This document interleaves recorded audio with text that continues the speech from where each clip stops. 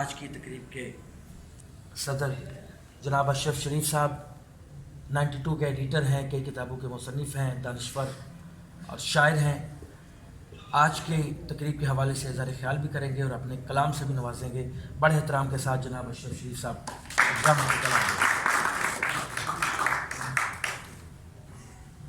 بسم اللہ الرحمن الرحیم. ہم وہ لوگ ہیں جن کے لیے کسی شہر کا حوالہ ایک منفرد حیثیت ہوتی. ہمیں اسلام آباد اس وجہ سے یاد نہیں رہتا کہ وہاں پہ وزیر اعظم ہوتے ہیں، وہاں پہ پارلیمنٹ ہوتی ہے. ہمیں اسلام آباد اس وجہ سے یاد ہے کہ وہاں پہ بری امام.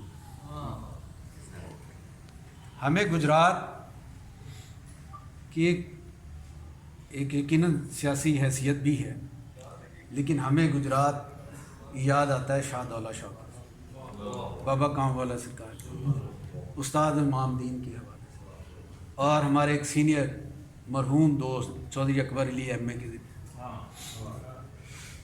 گجرات کے نئے حوالے احسان چھینا تلاش کر رہے ہیں.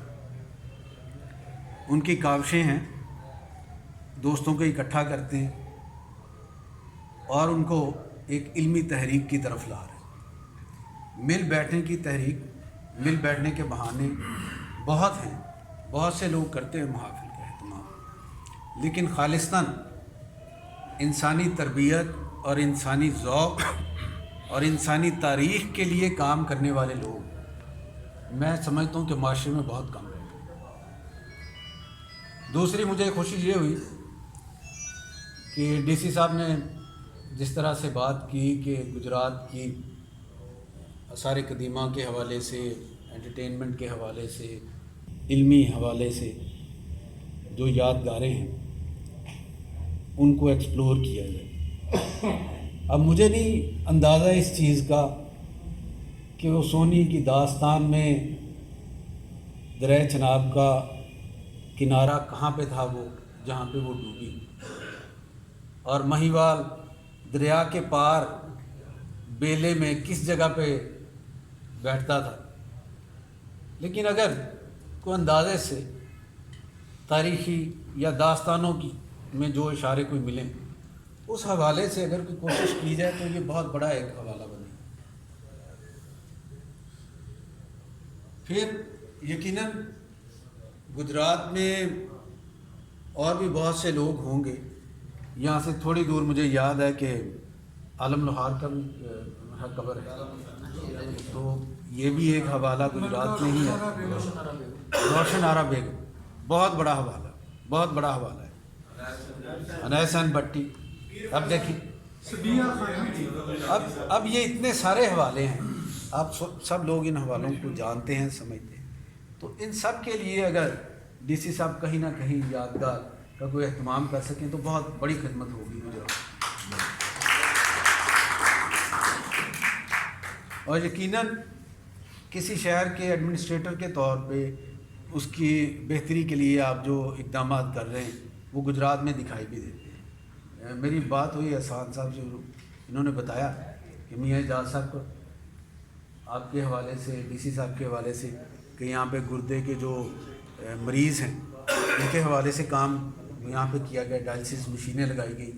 تو یہ آج کل امراض جتنی شدت سے پھیل رہے ہیں اور انسانوں کو اپنی لپیٹ میں لے رہے ہیں، اس کے لیے کلیکٹیو ہماری جو ایفرٹس ہیں یہ زیادہ ہونی چاہیے، اور اس کے لیے آپ نے کام کیا.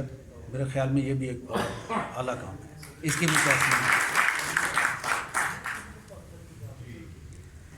جتنے یہاں پہ میرے دوستوں نے کلام پیش کیا اس میں دو تین چیزیں ہیں بڑی اہم. شاعری کو عام طور پہ دو طرح سے لیا جاتا ہے. یا تو سمجھا جاتا ہے کہ یہ ایک انقلابی خیالات کا نام ہے جسے منظم شکل میں پیش کیا جاتا ہے، نظم کی شکل میں.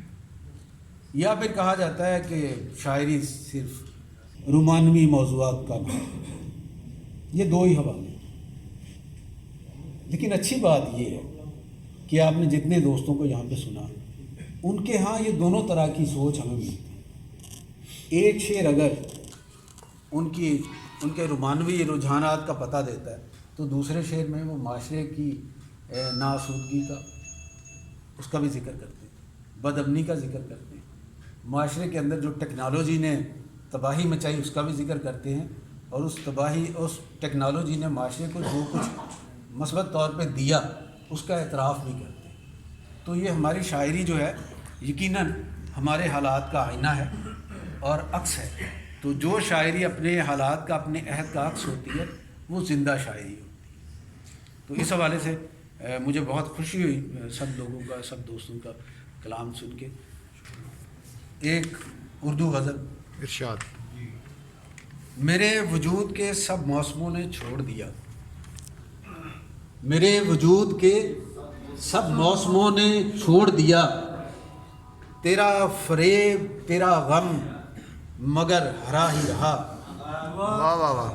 میرے وجود کے سب موسموں نے چھوڑ دیا، تیرا فریب تیرا غم مگر ہرا ہی رہا، اسے سنہری پروں سے اڑان بھرنا تھی، اسے سنہری پروں سے اڑان بھرنا تھی، مجھے زمین پہ رہنا تھا میں ہرا ہی رہا۔ واہ واہ واہ۔ اسے سنہری پروں سے اڑان بھرنا تھی، مجھے زمین پہ رہنا تھا میں ہرا ہی رہا، کئی پھلوں سے لدے پیڑ میرے ساتھی تھے، واہ واہ واہ واہ۔ کئی پھلوں سے لدے پیڑ میرے ساتھی تھے، میں سایہ بن کے کھڑا تھا سو میں ہرا ہی رہا۔ واہ واہ واہ واہ واہ واہ واہ۔ میں سایہ بن کے کھڑا تھا سو میں ہرا ہی رہا، تو کھینچ لایا فسانے میں سارے وقت سیاہ، واہ۔ تو کھینچ لایا